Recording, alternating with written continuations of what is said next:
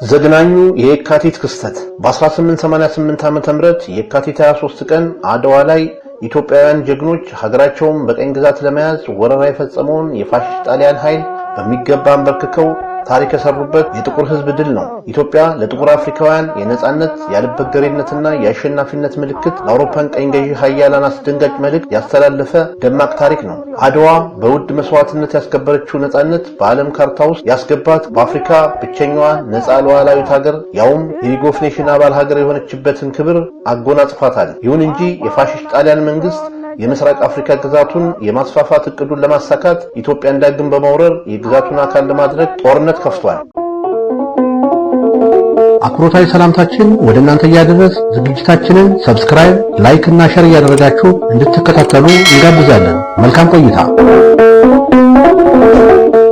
ለ40 ዓመታት ያህል የአድዋ ሽንፈቱን ለመበቀል ራሱን ሲያዘጋጅ ቆየው የዱቼ ሙሶሎኒ ፋሽስታዊ አገዛዝ ኢትዮጵያን ዳግም ለመውረር የዘመኑ ቴክኖሎጂ ያፈራውን ማንኛውን የጦር መሳሪያ ሁሉና በዓለም አቀፍ የጦር ሕግ የተከለከለውን የመርዝ ጋዝ ጭምር ታጥቆ በኢትዮጵያ ላይ ጦርነት ከፈተ። ይህ ሉዓላዊ በሆነችና በሊግ ኦፍ ኔሽን አባል ሀገር ላይ የተቃጣ ትክክል ያልሆነ የቀኝ ግዛት ፍላጎት ትንኮሳ ነበረ። ኢትዮጵያን በሰሜን ኤርትራ፣ በደቡብ ከጣሊያን ሶማሌላንድ በመነሳት ከሁለት አቅጣጫ ወረረች። ኢትዮጵያን ጦርነቱን ከአድዋ በማይተናነስ ውጊያ ቢዋጉም አድዋን መድገም የማያስችል ሁኔታ ተደቀነበት። በጦር ሜዳ ፍልሚያ አልበገር ያሉት ጀግኖች ዳግም ሽንፈት ሊያከናንቡት መሆኑን ሲረዳ ጨካኙ የፋሽስት አገዛዝ የመጨረሻ ያለውን ካርድ መዘዘ። በዓለም አቀፍ የጦር ሕግ የተከለከለ የመርዝ ጋዝ በመጠቀም ኢትዮጵያን የግድ እንዲቆጣጠር ከሙሶሎኒ የወጣው ቀጭን ትዕዛዝ በጭካኔ ተፈጸመ። የመርዝ ጋዙ የኢትዮጵያን ሰራዊት ፈታው።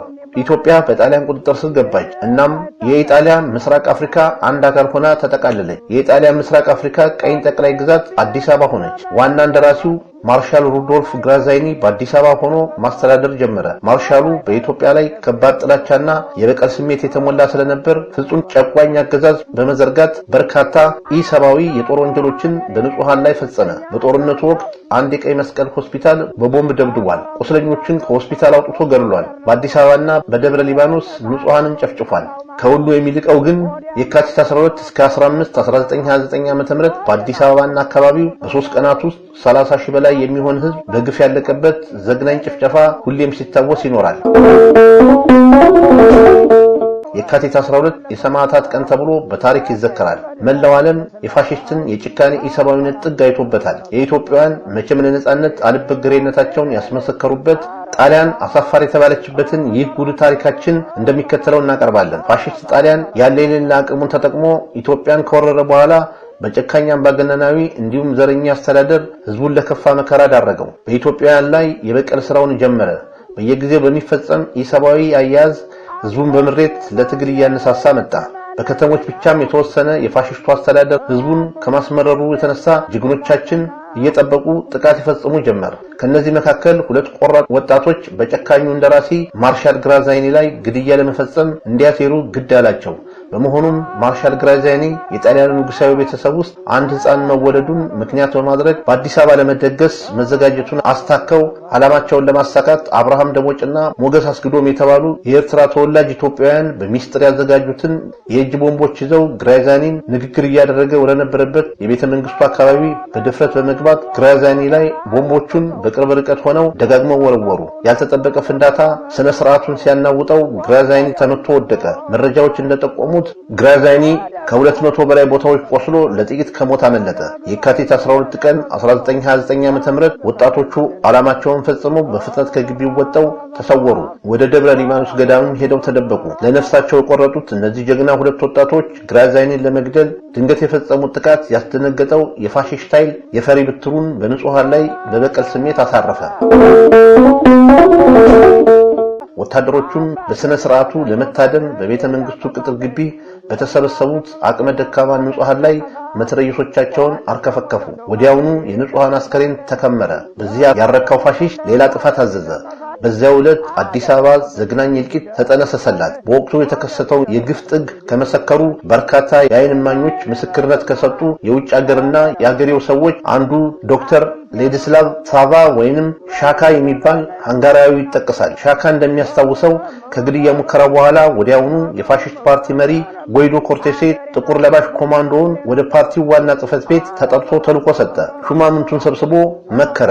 እንዲሁም የሰራዊቱ አካላት ትዕዛዝ እስኪወርድላቸው ዝግጁ ሆነው እንዲጠብቁ አዘዘ። ወዲያውኑም ወታደሮቹ እስከ አፍንጫ ታጥቀው በሁሉም አቅጣጫ በፍጥነት ተሰማሩ። በከተማው ያለ እያንዳንዱ ሰው ታዳኝ ነበረ። ነገር ግን የተከሰተው ነገር የከፋ ነበር። እውነታው እንዳለ ለማስቀመጥ ግድ እንደሚለኝ በየመንገዱ ደም እንደ ጎርፍ ይፈስ ነበር። የአሞራ መንጋ የሚያንዣብብበት የወንዶች የሴቶችና የህፃናት አስከሬኖች በየቦታው ወድቋል። ትልቁ ጭፍጨፋ የተጀመረው ከምሽቱ 12 ሰዓት በኋላ ነበር። በዛ አሰቃቂ ምሽት ወቅት ኢትዮጵያውያን በታጠቁ ጥቁር ለባሽ ኮማንዶዎች በጥብቅ ጥበቃ መኪኖች ላይ ይታጎራሉ። ጾታና እድሜ ሳይለዩ ፍጹም ያልታጠቁ ጥቁር ህዝቦች ለመግደል ሽጉጦች፣ የፖሊስ ቆመጦች፣ ጠመንጃዎችና ጩቤዎች ጥቅም ላይ ዋሉ። አራጆቹ ያዩትን ማንኛውንም ጥቁር ህዝብ ሁሉ በቁጥጥር ስር እያዋሉና በመኪና ላይ እየተወሰደ ይገደል ጀመረ። መኪናው ላይ እንዳለ ወይንም በትንሹ ግቢ አቅራቢያ ያሁኑ የአዲስ አበባ ዩኒቨርሲቲ ህንጻ ውስጥ ይገደላሉ። አንዳንዴም ጥቁር ለባሾች ባገኙት ሁሉ ይገላሉ። የኢትዮጵያውያን ቤቶች እየተፈለጉ ሰዎችን ከውስጥ እንዳሉ ይቃጠላሉ። ቃጠሎውን ለማፍጠን ቤንዚንና ነዳጅ በከፍተኛ መጠን ጥቅም ላይ ውሏል። ህዝቡን የመረሸኑ ተግባር ሌሊቱን ሙሉ ያለማቋረጥ ተፈጸመ። ነገር ግን ግድያው በጩቤ በሳንጃና ተጠቂውን አናቱን በቁመት በመቀጥቀጥ ተፈጽሟል። መንገዱ በሙሉ በእሳት ተያይዟል። ከቃጠሎ ለማምለጥ ከሞከሩ በመትረየሶቹ ወይንም በሳንጃ እየተወጉ ይገደላሉ። የሚረሸኑ እስረኞችን ይዘው ወደ ትንሹ ግቢ ውስጥ ከመጡት መኪኖች የሚፈሰው ደም በጎዳናዎች ላይ ይጎርፋል። በፍጹም የማረሳው ሲል ሳባ ሲያጠቃልል በዚያ ምሽት የጣሊያን መኮንኖች ሴቶች ብዬ ለመጥራት በሚከብደኝ ሚስቶቻቸው ታጅበው በቅንጡ መኪናቸው በደንብ በጨቀየው መንገድ ላይ ሲያልፉና ግድያውንና ቃጠሎውን በደንብ ከሚያሳይ ቦታ ላይ ቆመው ሲመለከቱ ያየሁትን በፍጹም አረሳው። በሌላ በኩል በሮበርት ኸርበርትና ዳላስ ሃንሰን የተባሉ አሜሪካውያን ሚሽነሪዎች ሪፖርት እንዳደረጉት ጅምላ ጭፍጨፋው ከተካሄደ ጥቂት ቆይተው ከተማዋን ሲጎበኙ ከዚህ በፊት ሰዎች የሚኖሩባቸው ቤቶች የነበሩበት እጅግ በጣም ሰፊ የሆኑ አካባቢዎች ተቃጥለው ባዶ ሆኖ አገኘን። ከሆስፒታሉ ግድግዳዎች ዙሪያ እንኳን ብዙ ጎጆ ቤቶች የነበሩ ቢሆንም አመዳቸው ቀርቶ አገኘ ነው። በውድመቱ በጣም ልባችን ተነክቷል። በተለይ ቤቶቹ የተቃጠሉበት ባለቤቶቻቸው ከውስጥ እያሉ መሆኑን ስንረዳ ሐዘናችን ከበደ ብለው ነበር። በዚህ ጊዜ በየጎዳናዎች የሚታይ አንድም ኢትዮጵያዊ አልነበረም። ነገር ግን በርካታ ጣሊያናውያን ይዘዋወሩ ነበር። አብዛኞቹ ይህንንና ያንን ቦታ አቃጠልኩ ሲሉና ብዙ ኢትዮጵያውያን መግደላቸውን ይናገሩ ነበር። ግራዛይኒ የመግደል ሙከራ ጠንሳሽ ይሆናሉ በሚል ንጉሠ ነገሥት ኃይለ ሥላሴ ውጭ ሀገራት ልከው ያስተማሯቸው 120 የሚበልጡ ምሁራን እየተፈለጉ ተገደሉ። ከነዚህ መካከል በለንደንና ፈረንሳይ ሀገራት የተማሩ ኢትዮጵያውያን ይገኙበታል። ከአዲስ አበባው ዘግናኝ ጅምላ ጭፍጨፋ በኋላ የግድያ ሙከራ የፈጸሙት ሁለቱ ወጣቶች ወደ ደብረ ሊባኖስ ገዳም አምልጠው ተደብቀው እንደሚገኙ መረጃዎች በመገኘቱ የፋሽስቱ ነፍሰ በላ ቡድን ወደ ደብረ ሊባኖስ ዘመተ። በዚህም አብርሃም ደቦጭና ሞገስ አስገዶም መረጃ አስቀድሞ ደርሷቸው ስለነበር ከአካባቢው ሸሽተው በገጠር ከሚገኙ አርበኞች ጋር መቀላቀል እንደቻሉ ይነገራል። ይሁን እንጂ የፋሽስቱ ቡድን የገዳሙን መነኮሳት ወጣቶችን ደብቃቸዋል በሚል በአሰቃቂ ሁኔታ በመቶዎቹ ጨፈጨፈ። ሌላም ወንጀል፣ ሌላ ጥፋት። ምንም እንኳን የፋሽስት ጣሊያን ወራሪ ቡድን ህዝቡን በዚህ መልኩ በማሸበር ጸጥ አድርጌ እገዛዋለሁ በሚል እሳቤ የፈጸመው ዘግናኝ የዘር ማጥፋት ጭካናዊ ድርጊት ውጤቱ የተገላቢጦሽ ነበር። አሰቃቂው ጭፍጨፋ በኢትዮጵያውያን አስተሳሰብ ላይ ጥልቅ የሆነ ተጽዕኖ ያደረገና የነጻነት ትግሉን በአዲስ ጉልበት አጠናክሮታል። አንድ ኒው ታይምስ ኤንድ ኢትዮጵያ ኒውስ የተሰኘ ሚዲያ የጅቡቲ ወኪል ጭፍጨፋው አጭር ጊዜ በኋላ ባወጣው ዘገባ ኢትዮጵያውያን ከአዲስ አበባ አጠቃላይ በሚባል ሁኔታ ለቀው ወጣው እንደነበርና በክስተቱ የተነሳ አቢሲኒያውያን ከመዋጋት ሌላ ምንም የቀራቸው ነገር እንደሌለ ተገንዝበው ነበር። በመሆኑም በየአካባቢው ካሉ አርበኞች ጋር የሚቀላቀሉ ከጭፍጨፋ ያመለጡ ወጣቶች ቁጥር በእጅጉን እንዲጨምር ሆኗል። የፋሽስቱ እንዲህ ያለ ግፍ ያንገበገበው ኢትዮጵያዊ ቤት ንብረቱን እየተወ ወደ ጫካው ተመነ። ክብር ለሰማዕታቱ። ጨረሱ። እስካሁን ስትከታተሉት የቆያችሁትን ፕሮግራም አዘጋጅቼ ያቀረብኩላችሁ ታገሱ አስፋው ነበር። ሰላም።